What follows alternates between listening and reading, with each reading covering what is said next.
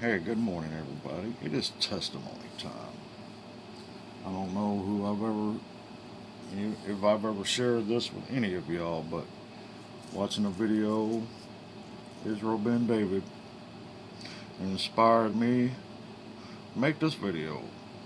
Tell of a testimony how God raised me from the dead. I've heard him mention a couple of times how God raised him from the dead twice after being stoned, once by an Arab and once by a Jew. Stoned to death, and God raised him up. Same thing happened, I believe, with the Apostle Paul. Go read the book of Acts. They tried to stone him to death. He just got up and walked away. Here's mine. Mine was from a heart attack. I had a heart attack in December. My first heart attack, I was 37, December of 2009. And if God hadn't raised me from the dead, kick-started my heart, I would have never made it to Christmas, and my family would have had, the ones that were still around, would have had a very poor, sad Christmas because I wouldn't have been around for them to see me. I had a bad heart attack. I think it was a Thursday night first. I was having some bad chest pains, and so I'm like, well, I'm sitting there reasoning with myself. I'm gonna take me a couple of aspirin and lay down, go to bed. I was under a lot of physical, mental stress, from what I was going through with my mom and how she would treat me. So I took them two aspirins. I laid down. I woke up the next morning. I felt fine. My chest wasn't hurting and all that. And all of a sudden, there she starts with me again, and it started all over with me again. And I knew something wasn't right. I've never had this feeling like this before. And I know, because my chest, man, it was like, I felt like somebody was squeezing my heart. And she was just sitting beside me, just bickering and arguing with me, and I just stopped talking. And I was like, I stopped talking. I'm like, something ain't right here. All of a sudden, she's in mid sentence with her voice raised to me, sitting beside me on the love seat we were sitting on. I was sitting on the left. I'm like, all of a sudden, I'm like, Mom, I think you need to call the ambulance. And she just stopped talking and looked at me, and I think her face turned pale as a ghost. She grabbed the phone. Sorry, I got the sniffles. It's weather change. And she reached for the phone, home phone, sitting in front of her on the coffee table, dialed 911. So the ambulance shows up. I get loaded on the back of the ambulance. I lived across the road from the church that I went to. All I had to do was wake up Sunday morning, 8:30, walk across the road, little road, it wasn't a big road, and go to church that morning. Well, they loaded me on the back of the ambulance. I remember I'm on the back of the ambulance, and I could see out the window, and I seen the church secretary literally running down our driveway and passing the ambulance as I was being hauled out. So I get to, it was Gateway Hospital at the time, the hospital in Clarksville. Vanderbilt owns it now. They two name changes in the past, 10 years for that hospital. But so they rushed me to the ER. I get to the ER, and they run. Well, they was starting to run tests on me as I was in the back of the ambulance, and man. So I get to the ER. And I don't know how long. I don't remember how long I was there before here comes the ER doctor. We got a helicopter on the way. We got to life flight you to Vanderbilt. Okay. Okay. So I just said okay. Didn't really realize that I was having a heart attack. Just it wasn't registering in my mind. So the life flight helicopter gets there. I get loaded on the back, and I didn't know this till after it was all said and done, and I'd got out of the hospital. And no, actually, I was awake in the hospital. My mom and the church secretary, her name was Dawn. They start, because I'm asking questions, because I had no clue. Um, that's when they told me my heart had actually stopped on the way being life flighted to Vanderbilt in Nashville, Tennessee.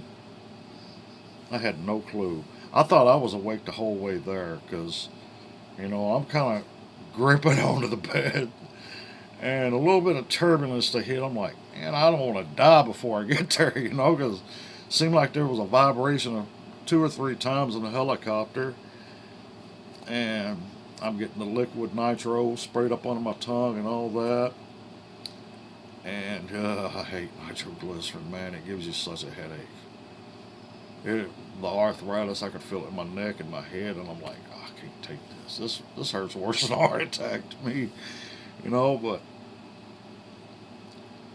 so my heart did stop. Actually, it actually stopped 3 times, and the third time was when God woke me up.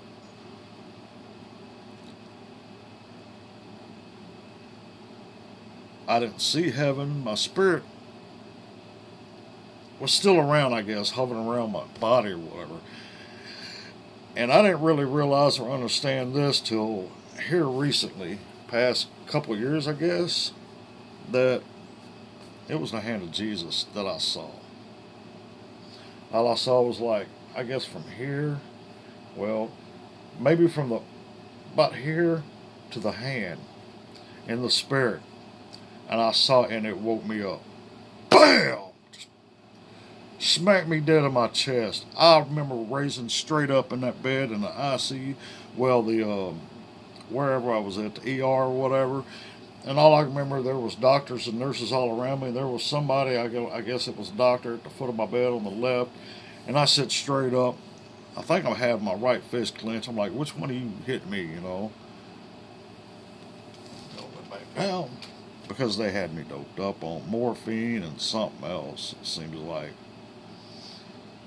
And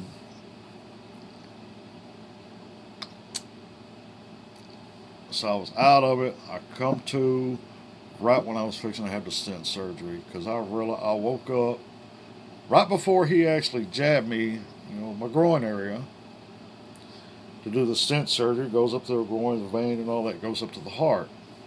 And I've got a surgical scar right here. Matter of fact, two where, one right there. I don't know what that is, but that one is from my second stent surgery. Can't show you the other two because they're in a private area. But that was a cakewalk. The other two, not so much. So it was the hand of God, the hand of Jesus, that slammed me in my chest and kick-started my heart. That's the name of this video. Just that title of that old Motley Crue song, it just stuck in my head. It was God that raised me from the dead, or else I'd have been dead and in hell. It wasn't my time to go. That wasn't what God wanted for me. He had known me ever since I was born. Before I was born, He knew. This is a child. This is one of the children I want. I was a sweet, innocent little boy at one time till the abuse over the years, and it corrupted me. It screwed up my mind. It screwed me up physically, mentally, and every which way but loose. But I remember waking up in some operating room, and there was Dr. Slosky. I don't remember his first name. His last name was Slosky. Very good heart doctor. And God used that man to do what He had to do. And, God completely heals me and everything. He heals. When He said He heals, He heals. And I still got the card in my wallet, matter of fact, that I carry around. It's in there somewhere. Showing where the stents are around my heart and stuff. But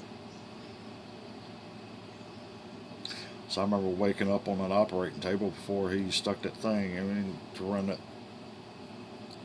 them stents up in my heart, and there was a monitor. I remember waking up and feeling vulnerable and exposed, and so I remember I kind of raised my head up. I'm like, and I was just laying there, just look at this day, Bert. What's going on? well, you had a myocardial infarction. I'm like, what is that? You had a heart attack. I'm like, oh. Then I noticed that monitor up to the left, top left of me, that he was using to see where he was going with it, make sure he. So I looked at it and I'm like, I felt the jab and everything, and in my groin. And I kind of looked up and just lay back down, went to sleep. Next thing, well, I woke up at one time with my hands tied to the bed, like zip line to the bed or whatever you call them. Those, yeah, but I was basically handcuffed to the bed, breathing tube down my throat. Felt like they ripped it out. I mean, I just had so much pain with that. My mouth, my gums, and my throat from all that was going on. It was very hard for me to even eat anything, even Rice Krispies. Let them sit there and get soft and soggy. It was hard for me to swallow that even after I got home. Um, so I remember when I come to on that bed and I realized, and I'm doing like that. I'm looking and I'm looking over at my mom and Dawn and kind of trying to motion, I can't talk because I got this breathing tube. I want to know why am I handcuffed to the bed. And I believe they thought that I was going to hit one of their doctors, which I wasn't. It was just all just, I don't know how to describe it. It was overwhelming, really overwhelming. But I just wanted to tell you that how God had raised me from the dead and what I saw in the spirit. Giant hand just slamming across my chest. I'm talking about a giant hand. Woo! Hard. It resurrected me. It raised me from the dead. And here I am today serving Jesus. God bless y'all.